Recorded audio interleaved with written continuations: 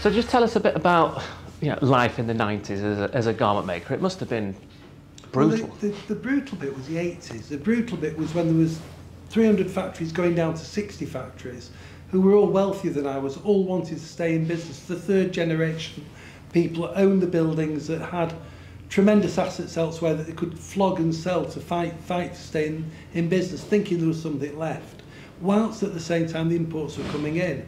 The 90s were a lot easier because literally we got down to 5 factories at the beginning of the 90s, and the people who were buying British were buying British. We'd found our angles, and new Paul Smiths and Roger Saul's at Mulberry were coming along, and they wanted to make in Britain and they couldn't find a factory. So the few years in the 90s, from 88 to 99, we actually made lots of money and we did very, very well. The staff went from 60 to 350, going on 400, and it was going very, very well. When the plug got pulled in with the strong pound in 97, and the gradual deterioration to you being brave enough to come in and step in 2007, that was a tricky period. So, in reality, there's been a lot of lows with a very sharp spike that was the 90s. So it's been a different thing. And in that sharp spike, we spent all our money putting a new roof on the building, pointing all the bricks, getting the offices moved, buying some new equipment. So the 90s was good, but it didn't sustain long enough.